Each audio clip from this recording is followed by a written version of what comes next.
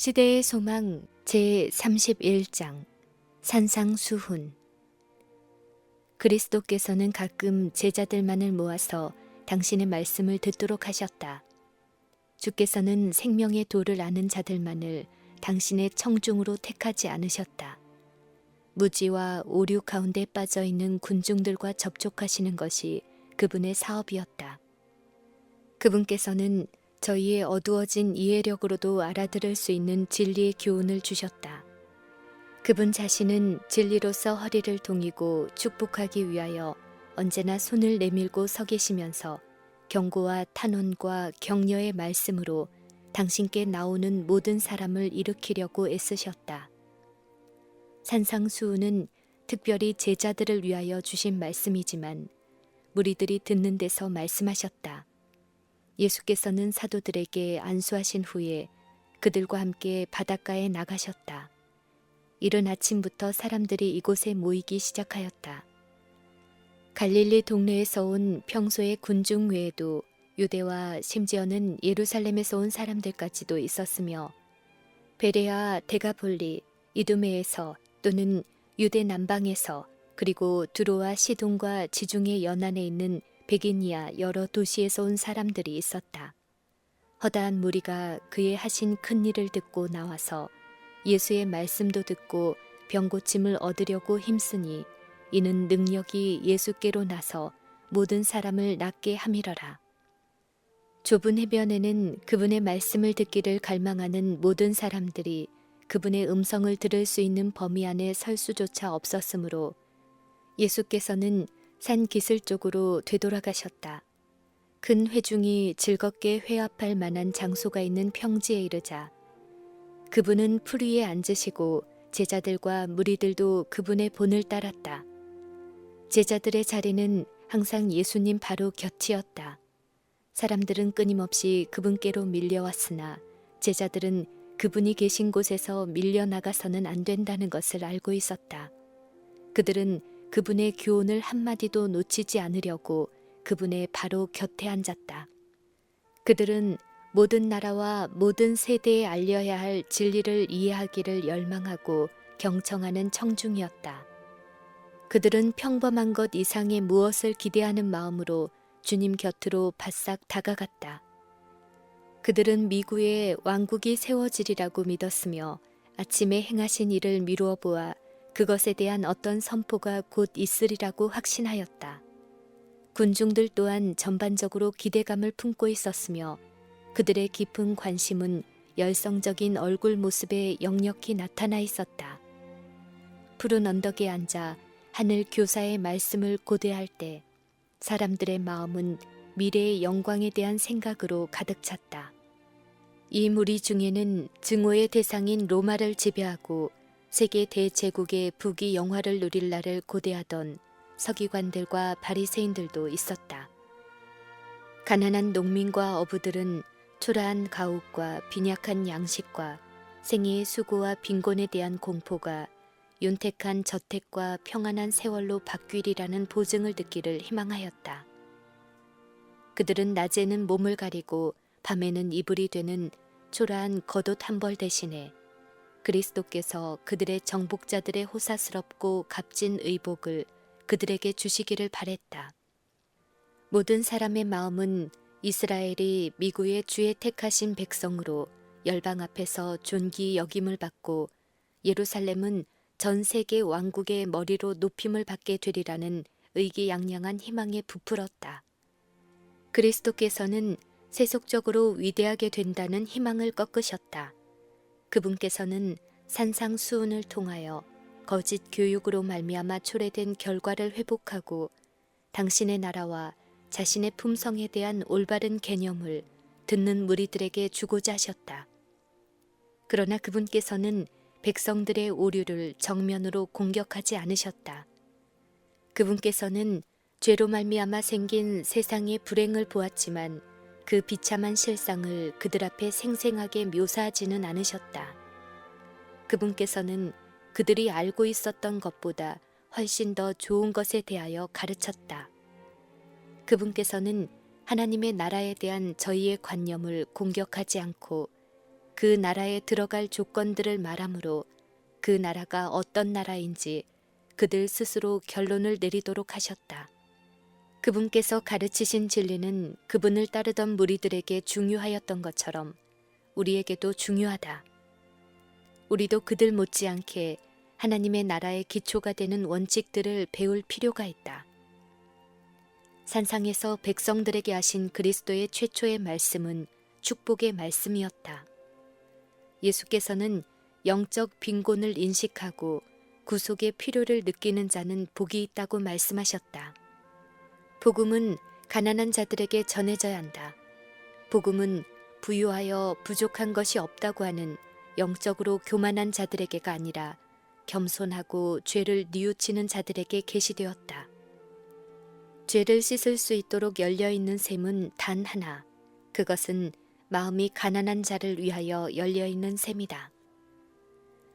교만한 마음은 행위로 구원을 얻으려고 힘쓴다. 그러나 하늘에 들어가는 자격과 적합성은 그리스도의 의 안에 있다. 사람이 자신의 연약함을 깨닫고 모든 자부심을 벗어버리고 자신을 하나님께 굴복시키기 전에는 주께서는 사람의 회복을 위하여 아무것도 하실 수 없다. 그때에야 사람은 하나님께서 주기 위하여 기다리시는 선물을 받을 수 있다. 필요를 느끼는 영혼에게는 아무것도 보류되지 않는다. 그는 모든 충만이 그 안에 거하는 예수께 무제한으로 접근할 수 있다.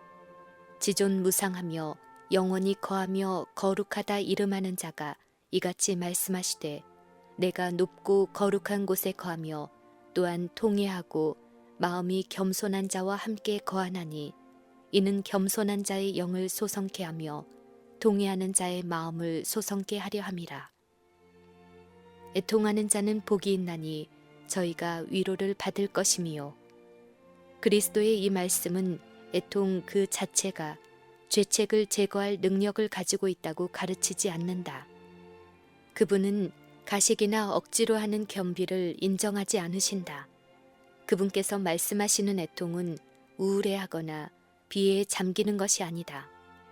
우리는 죄로 인하여 슬퍼하는 동시에 하나님의 자녀가 된 귀한 특권을 기뻐해야 한다. 우리는 흔히 우리의 악한 행실이 자신에게 좋지 않은 결과를 초래하기 때문에 슬퍼한다. 그러나 이것은 회개가 아니다. 죄를 진정으로 슬퍼하는 것은 성령의 역사의 결과이다. 성령께서는 구주를 모욕하고 슬프게 한 감사하지 않는 마음을 드러내어 우리로 십자가 밑에서 통회하게 하신다. 모든 죄로 말미암아 예수께서 다시 상처를 입으신다. 그러므로 우리 때문에 찔림을 받으신 예수님을 바라볼 때에 우리는 그리스도께 고뇌를 안겨준 죄로 인하여 슬퍼하게 된다. 이러한 애통이 죄를 버리게 하는 것이다. 세상 사람은 이 슬픔을 연약하다고 말할지 모르나 그것은 통회하는 자를 끊을 수 없는 고리로 무한하신 하나님께 동여매는 능력인 것이다. 그것은 마음의 강팍함과 범죄로 말미암아 상실한 은혜를 하나님의 천사들이 사람에게 다시 돌려주고 있음을 보여준다. 통회하는 눈물은 성결의 태양빛에 앞서 내리는 빗방울에 지나지 않는다. 이 슬픔은 심령 속에 생명의 샘이 될 기쁨을 선포한다. 너는 오직 내 죄를 자복하라. 이는 내 하나님 여호와를 배반함이니라. 나의 노한 얼굴을 너희에게로 향하지 아니하리라. 나는 긍휼이 있는 자라. 노를 한없이 품지 아니하느니라. 여호와의 말이니라. 주께서는 무릇 시온에서 슬퍼하는 자에게 화관을 주어 그 죄를 대신하며 희락의 기름으로 그 슬픔을 대신하며 찬송의 옷으로 그 근심을 대신하시겠다고 약속하셨다. 시련과 슬픔 가운데서 우는 자들에게도 또한 위로가 있다. 슬픔과 굴욕으로 말미암아 괴로워하는 것이 죄 가운데서 방종하는 것보다 낫다. 하나님께서 고난을 통하여 우리의 품성 안에 있는 악덕의 근거를 드러내시는 것은 우리가 그분의 은혜를 힘입어 우리의 결함을 극복하도록 하기 위함이다. 자신에 대해 알려지지 않았던 장들이 우리 앞에 펼쳐지고 우리가 하나님의 견책과 권고를 받아들일 것인지의 여부를 알기 위한 시험이 이르러 온다. 시련에 부딪혔을 때 초조해하거나 불평하지 말아야 한다. 우리는 반항하거나 그리스도의 손에서 떠나게 될까봐 걱정해서는 안 된다. 우리는 하나님 앞에서 심령을 겸비해야 한다. 자신을 즐겁게 하는 견해로 사물을 보기 원하는 자에게는 주의 길이 분명하지 않다. 그 길은 인간의 성정으로 볼 때 어둡고 기쁨이 없어 보인다. 그러나 하나님의 길은 자비의 길이요 그 결국은 구원이다. 엘리야는 광야에서 충분히 살았으니 이제는 죽었으면 좋겠다고 기도하였을 때 자기가 무엇을 행하고 있는지 알지 못하였다. 주께서는 긍휼이 많으사 엘리야의 말대로 하지 않으셨다. 아직도 엘리야가 해야 할 큰 일이 있었다. 그 일이 성취된 후 그는 광야에서 실망과 고독 속에서 죽을 것이 아니었다. 그는 죽음의 티끌 속에 묻힐 것이 아니라 하늘 병거들의 호의 속에 하늘의 보좌로 영광 중에 승천할 것이었다. 하나님께서는 슬퍼하는 자들에게 내가 그 일을 보았은즉 그를 고쳐줄 것이라. 그로 인하여 그와 그의 슬퍼하는 자에게 위로를 다시 얻게 하리라. 내가 그 일을 보았은즉 그들의 슬픔을 돌이켜 즐겁게 하며 그들을 위로하여 근심한 후에 기쁨을 얻게 할 것임이니라 라고 말씀하신다. 온유한 자는 복이 있다. 우리가 만날 수밖에 없는 어두움들은 그리스도 안에 숨은 온유함으로 말미암아 많이 면할 수 있다. 만일 우리가 우리 주님의 겸비를 가졌다면 날마다 겪는 냉담과 거절과 괴로움을 극복할 것이며 이런 것이 심령에 음울함을 끼치지 못할 것이다. 그리스도인의 고결성에 대한 최고의 증거는 자제이다. 가혹하거나 잔인한 취급을 받을 때 침착하고 신뢰하는 정신을 유지하지 못하는 자는 하나님께서 당신의 완전한 품성을 자기 안에 드러내실 권리를 그분으로부터 빼앗는 것이다. 마음의 겸손은 그리스도를 따르는 자들에게 승리를 주는 능력이다. 이것은 하늘 궁정과 연결된 증거이다. 여호와께서 높이 계셔도 낮은 자를 하감하신다. 하나님께서는 그리스도의 온유하심과 겸손한 정신을 나타내는 자들을 긍휼히 여기신다. 그들이 비록 세상의 멸시를 받을지 모르지만 하나님께서 보시기에 그들은 큰 가치가 있다. 지혜자와 위인과 자선하는 자들만이 하늘 궁정에 들어갈 통행권을 얻는 것이 아니며 열성과 쉼이 없는 활동으로 분주한 일꾼만이 얻는 것도 아니다. 내재하는 그리스도의 임재를 갈망하는 심령이 가난한 자, 하나님의 뜻 행하기를 최고의 희망으로 삼는 마음이 겸손한 자, 이런 사람들이 넉넉히 들어가게 될 것이다. 그들은 어린 양의 피에 그 옷을 씻어 희게 만든 무리들 가운데 들어갈 것이다. 그러므로 그들이 하나님의 보좌 앞에 있고 또 그의 성전에서 밤낮 하나님을 섬김에 보좌에 앉으시니가 그들 위에 장막을 치시리라. 의에 줄이고 목마른 자는 복이 있다. 무가치하다는 생각은 의에 줄이고 목마른 마음을 일으킬 것이며 이 욕망은 실망을 당하지 않을 것이다. 마음에 예수께서 거하실 여지를 만드는 자들은 그분의 사랑을 깨달을 것이다. 하나님의 품성을 담기를 원하는 자들은 만족함을 얻을 것이다. 성령께서는 결코 예수님을 바라보는 자를 돕지 않는 채 버려두지 않으신다. 성령께서는 그리스도에 대한 사물을 가지고 와서 그에게 보여준다. 만일 그리스도께 눈을 고정시킨다면 성령의 역사는 그 영혼이 그리스도의 형상과 같아질 때까지 쉬지 않을 것이다. 순결한 사랑의 요소가 심령을 자라게 하여 더욱 고상한 표준과 하늘 사물에 대한 증가된 지식을 얻을 능력을 주어서 충만함에 부족함이 없게 할 것이다. 의에 줄이고 목마른 자는 복이 있나니 저희가 배부를 것임이요. 긍휼히 여기는 자는 긍휼히 여김을 받을 것이요. 마음이 청결한 자는 하나님을 볼 것이다. 모든 불결한 생각은 심령을 더럽히며 도덕심을 해치고 성령의 가마를 소멸시키는 경향이 있다. 이 생각은 영적 통찰력을 어둡게 하여 사람으로 하나님을 바라볼 수 없게 만든다. 주께서는 회개하는 죄인을 용서하실 수 있으며 또한 용서하신다. 그러나 용서를 받을지라도 그 영혼은 큰 손상을 입는다. 영적 진리를 분명히 식별하기를 원하는 자는 모든 불결한 말이나 생각을 피해야 한다. 그러나 그리스도의 말씀은 유욕적인 부정이나 유대인들이 그토록 엄격하게 피하였던 의식상의 부정에서 벗어나는 것 이상의 의미를 포괄하고 있다. 이기심은 우리로 하나님을 보지 못하게 만든다. 이기주의적 정신은 하나님을 그 자신과 같은 분으로 판단한다. 우리는 이 생각을 버리기 전에는 사랑이신 하나님을 이해할 수 없다. 이기심 없는 마음, 겸비하고 신뢰할 수 있는 심령만이 자비롭고 은혜롭고 노하기를 더디하고 인자와 진실이 많은 하나님을 볼 것이다. 화평케 하는 자는 복이 있다. 그리스도의 화평은 진리에서 나온 것이다. 진리는 하나님과 일치한다. 세상은 하나님의 율법과 원수이며 죄인은 그들의 창조주와 원수이다. 그 결과 그들은 피차의 원수가 되었다. 그러나 시편 기자는 주의 법을 사랑하는 자에게는 큰 평안이 있으니 저희에게 장애물이 없으리이다 라고 말한다. 사람은 화평을 만들어낼 수 없다.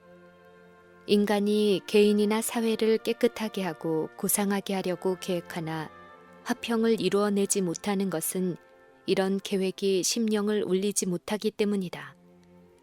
참된 화평을 창조하고 영속시킬 수 있는 유일한 능력은 그리스도의 은혜이다. 이 은혜가 마음에 심겨지면 그것은 분쟁과 불화를 일으키는 악한 정욕을 내쫓을 것이다. 잣나무는 가시나무를 대신하여 나며 화석류는 진려를 대신하여 날 것이며 인생의 사막은 백합화 같이 피어 즐거워할 것이다. 군중들은 바리새인들의 교훈과 무본과는 너무도 판이한 이 가르침을 듣고 놀랐다. 백성들은 행복은 이 세상의 재물을 소유하는 데 있고 사람의 명성과 명예는 매우 탐낼 만한 것이라고 생각해왔던 것이다. 랍비라고 불리고 대중 앞에서 저희 선행을 자랑해 보이므로 슬기롭고 경건하다는 칭찬을 받는 것은 매우 기분 좋은 일이었다. 이것이 행복의 극치로 여겨졌다. 그러나 예수께서는 그 많은 군중 앞에서 이런 사람들이 받게 될 모든 보수는 세상의 이득과 명예라고 언명하셨다. 예수께서는 분명히 말씀하셨고 그의 말씀에는 확신시키는 능력이 있었다. 사람들은 잠잠하였다. 공포감이 그들을 엄습하였다. 그들은 의심스러운 듯이 서로 쳐다보았다. 만일 이 사람의 가르침이 사실이라면 그들 중에 누가 과연 구원을 얻을 수 있을까? 많은 사람들은 이 비범한 선생께서 하나님의 성령의 감동을 받아 행하시며 그분께서 말씀하신 의견은 신령하다는 것을 확신하였다. 참된 행복이란 무엇인가? 어떻게 얻어질 수 있는가를 설명하신 후에 예수께서는 다른 사람들을 의와 영생의 길로 인도하도록 하나님에 의해 선택된 교사로서의 당신의 제자들의 의무를 더욱 명백히 지적하셨다. 그분께서는 제자들이 실망과 낙심으로 인하여 자주 고통을 당하고 심한 반대를 만나며 조롱을 당하고 저희의 증언이 거절당할 것을 아셨다. 그분께서는 당신의 말씀을 열심히 경청했던 겸손한 사람들이 저희의 사명을 성취할 때에 중상과 고문과 투옥과 죽임을 당할 것을 잘 아셨다. 그분께서는 계속해서 말씀하셨다. 의를 위하여 핍박을 받는 자는 복이 있나니 천국이 저희 것임이라. 나를 인하여 너희를 욕하고 핍박하고 거짓으로 너희를 거스려 모든 악한 말을 할 때에는 너희에게 복이 있나니 기뻐하고 즐거워하라. 하늘에서 너희의 상이 큼이라.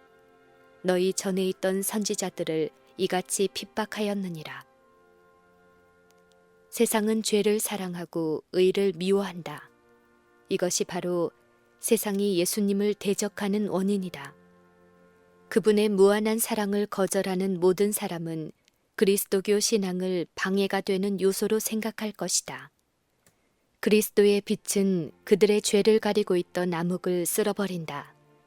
그리하여 개혁의 필요성이 분명하게 드러난다. 성령의 가마에 순종하는 자들은 자신과의 싸움을 시작하는 반면 죄에 집착하는 자들은 진리와 진리의 대표자들에 대항하여 싸운다.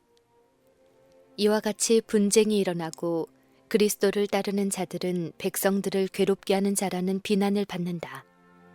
그러나 그들을 세상의 원수가 되게 하는 것은 하나님과의 사귐이다. 그들은 그리스도의 능욕을 진다. 그들은 세상에서 가장 고상한 자들이 걸어온 길을 걷고 있다. 그들은 핍박을 슬픔으로 대할 것이 아니라 기쁨으로 대해야 한다. 극렬한 시험 하나하나는 그들을 연단시키는 하나님의 대리자이다. 그 시련 하나하나는 그들을 그분의 동역자로서 그들의 사업을 행하기에 적합한 사람으로 만들어준다. 각 투쟁은 의를 위한 큰 전쟁에서 맡은 역할이 있으며 매 시련은 그들의 마지막 승리의 기쁨을 더 크게 해줄 것이다. 이러한 사실을 기억할 때 그들의 믿음과 인내를 시험하는 시련을 두려워하고 피할 것이 아니라 오히려 기쁘게 받아들이게 될 것이다. 그리고 하나님의 종들은 세상에 대한 그들의 의무를 수행하기를 열망하고 하나님의 인정하심만을 바라면서 사람을 두려워하거나 그들의 칭찬에 구애됨 없이 모든 의무를 수행해야 한다. 너희는 세상의 소금이라고 예수께서 말씀하셨다. 핍박을 면하기 위하여 세상에서 물러가지 말라. 그대는 하나님의 사랑의 향기가 소금처럼 세상이 부패하는 것을 막을 수 있도록 사람들 가운데 거해야 한다. 성령의 가마에 응답하는 심령은 하나님의 축복이 흘러가는 통로이다. 만일 하나님을 섬기는 자들이 세상에서 제거되고 그분의 성령이 사람들 가운데서 물러나신다면 이 세상은 사단의 통치의 열매인 황폐와 파멸에 빠지게 될 것이다. 악인들은 비록 깨닫지 못할지라도 그들이 이 세상에서 누리는 이생의 축복까지도 저희가 멸시하고 압박하는 하나님의 백성의 임재의 덕을 입고 있다. 그러나 만일 그리스도인이 이름에만 그치고 만다면 그들은 맛을 잃은 소금과 같다. 그들은 세상에서 선한 가마를 끼치지 못한다. 그들은 하나님을 그릇 나타냄으로써 불신자보다 더 악하다. 너희는 세상의 빛이라. 유대인들은 구원의 은혜를 자신의 국가에만 한정된 것으로 생각하였으나 그리스도께서는 구원은 햇빛과 같다는 것을 그들에게 보이셨다. 구원은 온 세상에 속한다. 성경을 신봉하는 종교는 책갈피 속이나 교회의 벽 안에 갇혀 있어서는 안 된다. 또한 자신의 유익을 위하여 가끔 끄집어냈다가 조심스럽게 다시 젖혀놓아서도 안 된다. 그것은 매일의 생애를 성결하게 하고 모든 사업상 거래와 모든 사교 관계에서 그 자체를 나타내는 것을 말한다. 참된 품성은 밖에서 형성되어 장식되는 것이 아니라 속에서 밖으로 발산되는 것이다. 우리가 만일 다른 사람을 의의 길로 인도하기를 원한다면 의의 원칙이 우리 자신의 마음에 자리하지 않으면 안 된다. 우리는 믿음을 공언함으로 종교의 이론을 선전할 수 있을지는 모르지만 진리의 말씀을 확신시키는 것은 실제적인 경건이다. 언행이 일치하는 생애, 거룩한 담화, 요동하지 않는 성실성, 능동적이고 동정이 많은 정신, 경건한 모본, 이런 것들은 빛을 세상에 전달하는 매개물이다. 예수께서는 율법의 세목을 자세히 설명하지는 않으셨으나 당신의 말씀을 듣는 자들이 당신께서 율법의 요구를 제거하기 위하여 오셨다는 결론을 내리지 않도록 하셨다. 그분께서는 정탐하는 자들이 그들의 목적에 사용하기 위하여 왜곡할 수 있을 만한 모든 말을 포착하기 위해 언제나 기다리고 있는 것을 아셨다. 그분께서는 당신의 말씀을 듣는 많은 사람이 마음에 편견이 있는 것을 아셨으므로 모세를 통하여 그들에게 전달된 신앙과 제도에 대한 저희의 믿음을 동요시킬 말씀은 전혀 하지 않으셨다. 그리스도께서 친히 도덕적 율법과 의문의 율법 모두를 주셨다. 그분께서는 당신 자신의 교훈에 대한 신임을 패하기 위하여 오지 않으셨다. 그분께서 유대인을 묶어놓은 유전적인 요구의 벽을 부수려고 하신 것은 율법과 선지자를 매우 존중하셨기 때문이다. 그분께서는 율법에 대한 그들의 그릇된 해석을 제거하시는 한편 히브리인들에게 위탁된 중대한 진리를 당신의 제자들이 포기하지 않도록 신중히 경계하셨다. 바리새인들은 그들이 율법에 순종하고 있다고 자랑하였다. 그러나 그들은 매일의 생활에 망라된 그 원칙에 대하여는 거의 무지했으므로 구주의 말씀은 그들에게는 이단처럼 들렸다.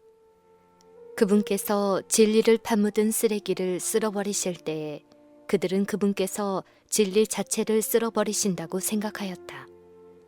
그들은 그분께서 율법을 경시하신다고 피차에 소곤거렸다. 그분께서 그들의 생각을 아시고 그들에게 이렇게 대답하셨다. 내가 율법이나 선지자나 폐하러 온 줄로 생각지 말라. 폐하러 온 것이 아니요 완전하게 하려 함이로다. 예수께서는 이 말씀으로 바리새인들의 비난을 논박하셨다. 세상에 대한 그분의 사명은 바리새인들이 그분이 범하고 있다고 비난하는 바로 그 율법의 신성한 요구를 옹호하시는 것이다. 만일 하나님의 율법이 변경되거나 폐지될 수 있었다면 그리스도께서 우리의 죄악을 인하여 고통을 당하실 필요가 없었을 것이다. 그분께서는 율법과 사랑과의 관계를 설명하고 그분 자신의 순종의 생애로 율법의 교훈을 실증하기 위하여 오셨다. 하나님께서 당신의 거룩한 계명을 우리에게 주신 것은 인류를 사랑하시기 때문이다. 범죄의 결과에서 우리를 보호하기 위하여 그분께서는 의의 원칙을 드러내신다. 율법은 하나님의 생각의 표현이므로 그리스도 안에서 받아들이게 될 때 그것은 우리의 생각이 된다. 그것은 우리로 하여금 본성적인 욕망이나 경향 또는 죄로 이끄는 유혹을 초월하게 한다. 하나님께서는 우리가 행복하기를 원함으로 우리에게 율법의 교훈을 주셔서 그것을 순종함으로 기쁨을 얻을 수 있게 하셨다. 예수님의 탄생 시에 천사들이 지극히 높은 곳에서는 하나님께 영광이요 땅에는 기뻐하심을 입은 사람 중에 평화로다 라고 노래했을 때 그들은 그분께서 크게 하고 존귀케 하기 위해 오셨던 율법의 원칙을 선언하고 있었다. 시내산에서 율법이 반포되었을 때에 하나님께서 당신의 품성의 거룩함을 사람들에게 알리신 것은 그들이 대조하여 봄으로 자신들의 품성의 죄됨을 보도록 하기 위함이었다. 그들에게 죄를 깨닫게 해주고 구주가 필요하다는 것을 드러내기 위하여 율법이 주어졌다.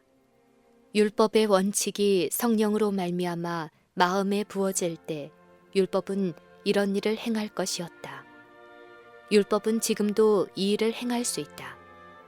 율법의 원칙이 그리스도의 생애에서 명백하게 드러났다.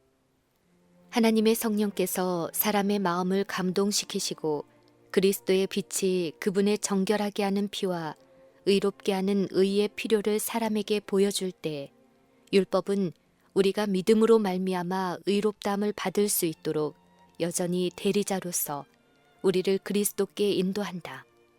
여호와의 율법은 완전하여 영혼을 소성케 한다.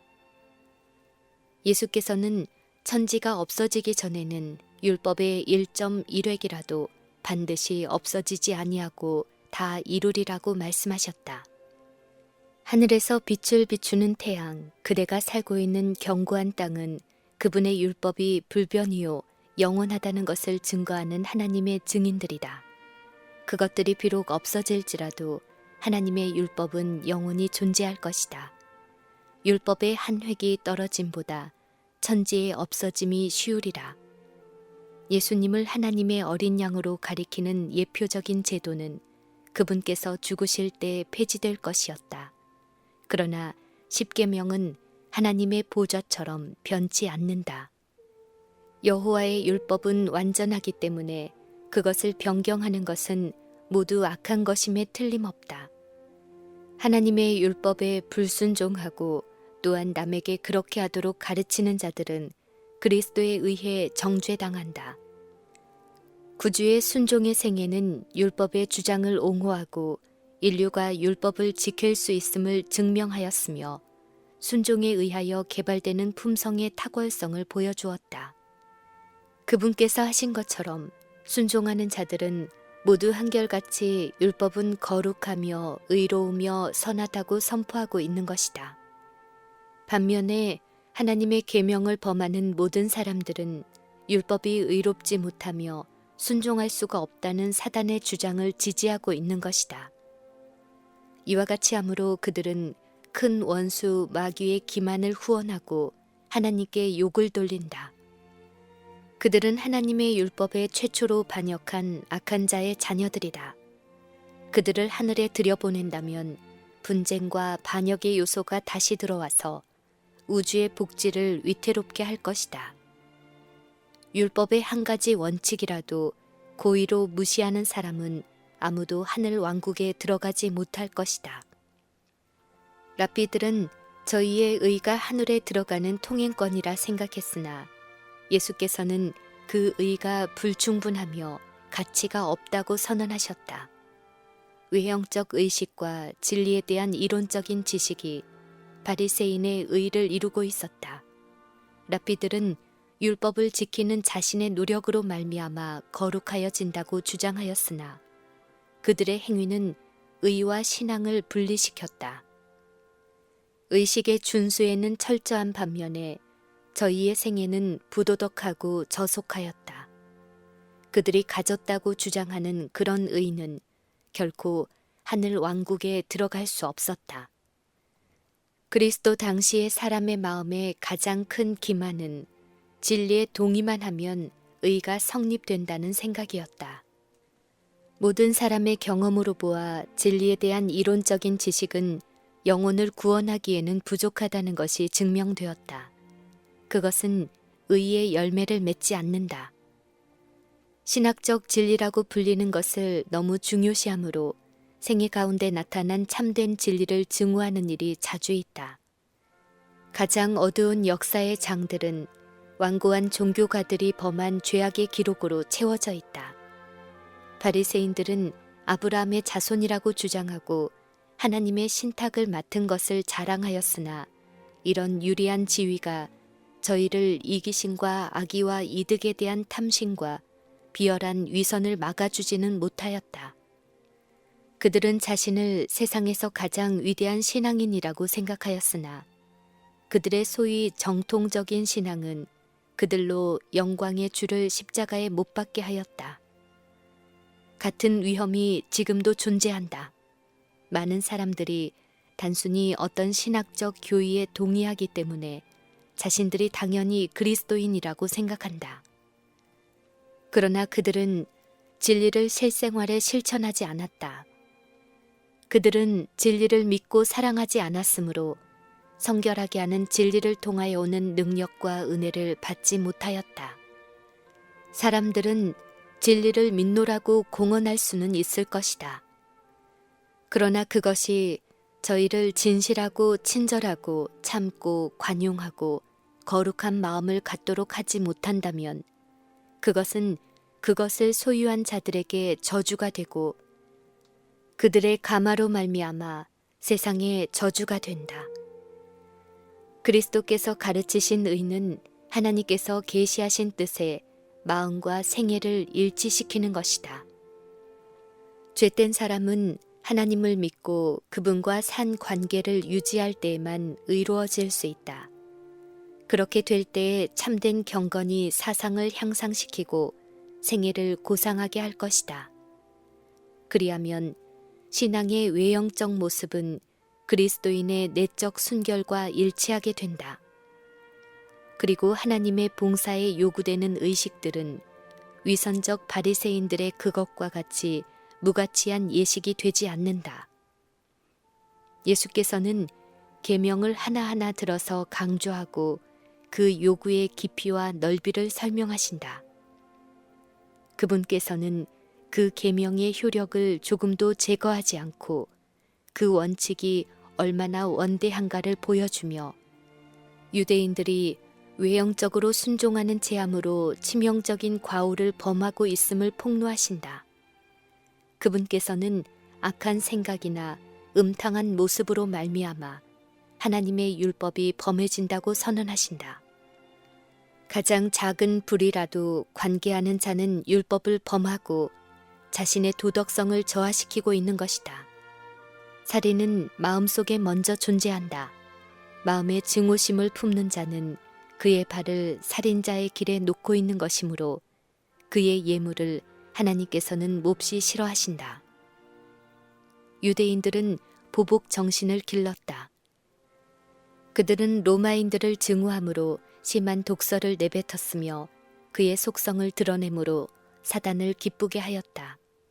이와 같이 함으로 그들은 사단이 그들로 하여금 행하게 하려고 유도해온 그 무서운 행위를 하도록 해 자신들을 훈련시키고 있었다. 바리새인들의 신앙생애에는 이방 사람들에게 추천할 만한 경건성은 아무것도 없었다. 예수께서는 저희가 마음속으로 압제자들에 대항하여 봉기하고 그들의 부당 행위에 복수하고자 하는 갈망을 품을 수 있다는 생각으로 자신을 속이지 말라고 분부하셨다. 그리스도를 따르는 자들에게도 정당한 분노가 있는 것은 사실이다. 하나님께서 수치를 받으시고 그분의 사업이 누명을 쓰는 것을 볼 때, 또는 무죄한 자가 억압당하는 것을 볼 때에는 의분이 심령을 격동시킨다. 민감한 윤리감에서 나온 이런 분노는 죄가 아니다. 그러나 여한 도전에 대해서도 분노나 적개심을 품어도 무방하다고 생각하는 자들은 사단에게 마음의 문을 열어주고 있는 것이다. 하늘과 조화되기를 원한다면 원한과 증오심이 심령에서 추방되어야 한다. 구주께서는 이보다 한층 더 강조해서 말씀하셨다. 예물을 제단에 드리다가 거기서 네 형제에게 원망 들을 만한 일이 있는 줄 생각나거든 예물을 제단 앞에 두고 먼저 가서 형제와 화목하고 그 후에 와서 예물을 드리라. 많은 사람들이 저희와 형제들 사이에서 화해해야 할 불행한 알력을 그대로 지닌 채 종교적인 봉사에는 열심을 낸다.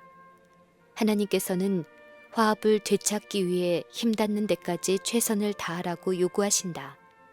이렇게 행하기 전까지는 하나님께서 그들의 봉사를 받으실 수 없다.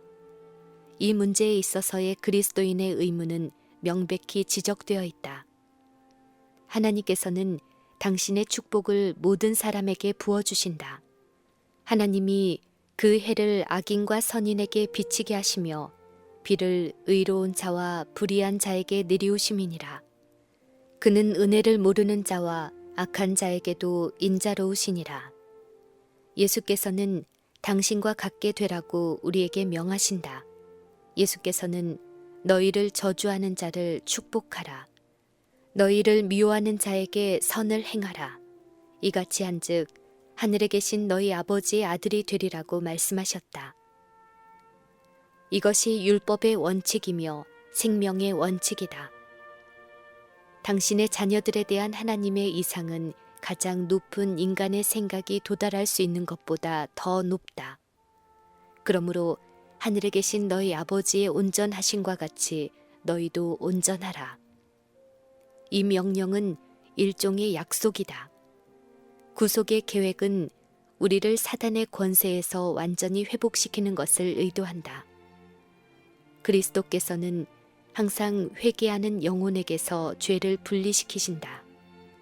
그분께서는 마귀의 역사를 멸하기 위하여 오셨으며 모든 회개하는 영혼에게 성령을 주셔서 그로 죄를 범하지 않도록 보전할 만반의 대비책을 세우셨다. 유혹자의 힘이 그릇된 행동에 대한 구실로 간주되어서는 안 된다.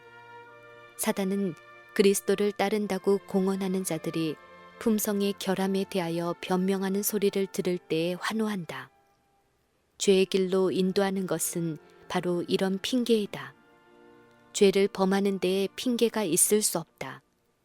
거룩한 기질, 그리스도와 같은 생애가 모든 회개하고 믿는 하나님의 자녀에게 이루어질 수 있다.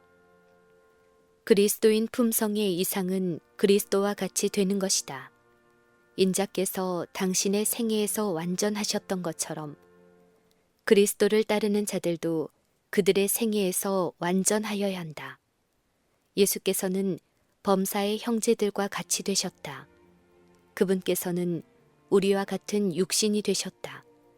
그분은 시장하고 목마르고 피곤하셨다. 그분은 음식을 잡수심으로 생명을 유지하셨고 수면을 취하심으로 원기를 회복하셨다. 그분은 인간의 운명에 동참하셨지만 그럼에도 불구하고 흠없는 하나님의 아들이셨다. 그분은 육신이 되신 하나님이셨다. 그분의 품성은 우리의 것이 될 수 있다. 주께서는 당신을 믿는 사람들에 관하여 이렇게 말씀하셨다. 내가 저희 가운데 거하며 두루 행하여 나는 저희 하나님이 되고 저희는 나의 백성이 되리라. 그리스도는 야곱이 보았던 밑바닥은 지상에 꼭대기는 하늘문 곧 영광의 문 어귀에 닿은 그 사다리이시다. 만일 그 사다리가 단 한 발판 때문에 지상에 도달하지 못했더라면 우리는 잃어버린 바 되었을 것이다. 그러나 그리스도께서는 우리가 있는 곳에 찾아오신다. 그분께서 우리의 본성을 취하고 승리하신 것은 우리가 당신의 본성을 취함으로 승리할 수 있도록 하기 위함이었다. 그분께서는 죄 있는 육신의 모양으로 오셨으나 죄 없는 생애를 사셨다. 이제 예수께서는 당신의 신성으로는 하늘의 보좌를 붙드는 한편 당신의 인성으로는 우리를 붙드신다. 예수께서는 당신을 믿음으로 말미암아 하나님의 품성의 영광에 이르라고 우리에게 명하신다. 그러므로 우리는 하나님의 온전하심과 같이 온전해야 한다. 예수께서는 의가 무엇임을 보여주고 하나님을 의의 근원으로 가리키셨다. 이제 그분은 실제적 의무에 대해서 언급하셨다. 구제와 기도와 금식을 행할 때에 자신에게 주의를 끌거나 칭찬을 받기 위하여 아무 일도 하지 않도록 하라. 고통당하는 가난한 자들의 유익을 위하여 진실된 마음으로 주라. 기도할 때에는 영원히 하나님과 교통하게 하라. 금식할 때에는 자신에 대한 생각에 몰두해서 머리를 숙이고 다니지 말라. 바리새인들의 마음은 황무하고 쓸모없는 땅과 같다. 그런 땅에서는 하늘의 생명의 씨앗이 무성히 자랄 수 없다. 그분께서 가장 받으실 만한 봉사를 드릴 자는 자신을 조금도 아낌없이 하나님께 바치는 자이다. 왜냐하면 하나님과의 교제를 통하여 사람들은 인류에게 그분의 품성을 소개하는 일에 그분과 함께 일하는 자가 되기 때문이다. 진심 어린 마음으로 행한 봉사는 큰 보상을 받는다. 은밀한 중에 보시는 너희 아버지가 갚으시리라. 그리스도의 은혜를 힘입어 사는 우리의 생애로 말미암아 품성이 꼴지어진다. 원래의 아름다움이 사람에게 회복되기 시작한다. 그리스도의 품성의 속성이 그에게 전달되고 하나님의 형상이 비쳐나오기 시작한다. 하나님과 동행하고 일하는 남녀들의 얼굴에는 하늘의 평화가 깃든다. 그들은 하늘의 분위기에 둘러싸인다. 하나님의 나라는 이런 사람들을 위하여 시작되었다. 그들은 그리스도의 기쁨, 곧 인류에게 축복이 되는 기쁨을 갖는다. 그들은 주께서 쓰실 수 있도록 간합되는 영예를 얻는다. 그들에게는 주의 이름으로 그분의 사업을 행할 책임이 맡겨진다. 한 사람이 두 주인을 섬기지 못할 것이다. 우리는 나뉜 마음을 가지고 하나님을 섬길 수 없다. 성경의 종교는 많은 다른 가마 속에 끼어 있는 한 가지 가마가 아니다. 그 가마는 으뜸가서 모든 다른 가마에 스며들어가 그것들을 지배해야 한다. 그 가마는 화판 위에 여기저기 조금씩 색칠하는 것과 같아서는 안 되며 천의 모든 실들이 짙고 퇴색함이 없는 색깔로 염색이 되기까지 화판을 물감에 담가두는 것처럼 그것은 전 생애에 스며들어야 한다. 그러므로 네 눈이 성하면 온몸이 밝을 것이요 눈이 나쁘면 온몸이 어두울 것이다. 목적의 순결함과 견고함이 하나님께서 주시는 빛을 받는 조건이다. 진리를 알기 원하는 자는 그것이 드러내는 모든 것을 기꺼이 받아들여야 한다. 그는 오류와 타협할 수 없다.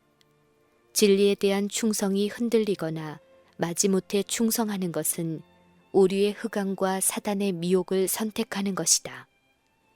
세속적인 정책과 정도를 벗어나지 않는 의의 원칙은 무지개의 색깔과 같이 피차 구별할 수 없게 섞이지 않는다. 둘 사이에는 영원하신 하나님에 의해서 굵고 명백한 선이 그어져 있다. 마치 대낮이 한밤중과 대조되는 것 같이 그리스도의 형상은 사단의 그것과 뚜렷이 구별된다. 그리고 그리스도의 생애를 사는 자들만이 그분의 동역자들이다. 한 가지 죄를 마음에 품거나 한 가지 그릇된 행습이 생애 가운데 남아있다면 온 심신이 오염된다. 그 사람은 불의의 도구가 된다. 하나님을 섬기기로 선택한 자들은 다 그분의 보호 아래서 쉬어야 한다. 그리스도께서는 공중을 나는 새와 들의 꽃을 가리키며 당신의 말씀을 듣는 자들에게 하나님께서 창조하신 이러한 것들을 생각하도록 명하셨다. 예수께서는 너희는 이것들보다 귀하지 아니하냐고 말씀하셨다. 어떤 대상에 대하여 보여주는 하늘의 관심의 척도는 그 대상의 규모의 순위에 비례한다. 작은 갈색 참새는 하나님의 섭리에 의하여 돌보심을 받는다. 땅을 덮은 들의 꽃이나 초목은 하늘 아버지의 관심과 보호를 받는다. 위대하신 대예술가께서 백합화에 마음을 두고 매우 아름답게 만드셨기 때문에 그것들은 솔로몬의 영광보다 뛰어나다. 하물며 당신의 형상과 영광인 사람은 하나님께서 얼마나 더 돌봐주시겠는가. 그분께서는 당신의 자녀들이 당신과 같은 품성을 나타내기를 갈망하신다. 일광이 꽃의 여러 가지 섬세한 색깔을 비춰주는 것처럼 하나님께서는 자신의 품성의 아름다움을 사람에게 나누어 주신다. 그리스도의 사랑과 의와 화평의 나라를 선택하고 다른 어느 것보다도 그것에 대한 관심을 최고로 삼는 자들은 다 하늘의 세계와 연결되며 이 생에서 필요한 모든 축복이 그들의 것이 된다. 하나님의 섭리의 책, 곧 생명의 책에 우리는 각기 한 페이지씩의 기록을 남긴다. 그 페이지에는 우리의 생애의 역사가 하나하나 상세하게 기록되어 있다. 머리털까지도 세신 바 되었다. 하나님의 자녀들은 결코 그분의 마음에서 잊힌 바 되지 않는다. 그러므로 내일 일을 위하여 염려하지 말라. 우리는 날마다 그리스도를 따라가야 한다. 하나님께서는 내일을 위한 도움을 주지 않으신다. 하나님께서는 당신의 자녀에게 인생 행로에 대한 모든 지시를 한꺼번에 주지 않으신다. 그 까닭은 그들이 혼란하게 되지 않도록 하시기 위함이다. 그분께서는 그들이 기억하고 실행할 수 있을 만큼만 말씀해 주신다. 주어진 능력과 지혜는 현재의 위기를 위한 것이다. 너희 중에 누구든지 오늘을 위한 지혜가 부족하거든 모든 사람에게 후히 주시고 꾸짖지 아니하시는 하나님께 구하라. 비판을 받지 아니하려거든 비판하지 말라. 자신을 다른 사람보다 낮게 생각하거나 자신을 그들의 심판관의 자리에 두지 말라. 그대는 동기를 식별할 수 없으므로 남을 능히 판단할 수 없다. 남을 비판함으로 그대는 자신에게 유죄 선고를 내리는 것이다. 왜냐하면 그대는 그대가 형제를 참수하는 자인 사단과 한 통속임을 보여주기 때문이다. 주께서는 너희가 믿음에 있는가 너희 자신을 시험하고 너희 자신을 확증하라고 말씀하신다. 이것이 곧 우리가 할 일이다. 우리가 우리를 살폈으면 판단을 받게 아니하리라. 좋은 나무는 좋은 열매를 맺을 것이다. 만일 과실이 맛없고 가치가 없다면 그 나무는 나쁜 나무이다.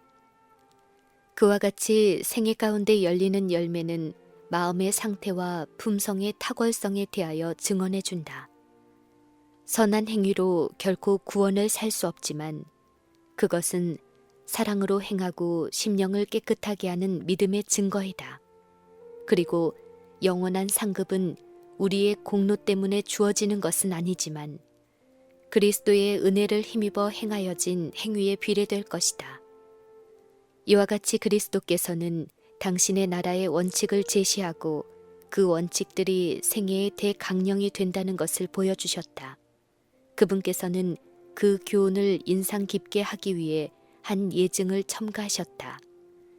그대가 나의 말을 듣는 것으로는 넉넉지 않다고 그분께서는 말씀하신다. 그대는 순종함으로 그리스도의 말씀을 그대의 품성의 기초로 삼지 않으면 안 된다. 자아는 흐르는 모래에 지나지 않는다. 만일 그대가 인간의 이론과 창안 위에 그대의 집을 세운다면 그것은 무너질 것이다. 시험의 바람과 시련의 폭풍으로 말미암아 그 집은 쓸려감을 당할 것이다. 그러나 내가 준 이 원칙들은 길이 존속할 것이다. 나를 영접하라. 나의 말 위에 건설하라. 그러므로 누구든지 나의 이 말을 듣고 행하는 자는 그 집을 반석 위에 지은 지혜로운 사람 같으리니 비가 내리고 창수가 나고 바람이 불어 그 집에 부딪히되 무너지지 아니하나니 이는 주초를 반석 위에 놓은 영고요.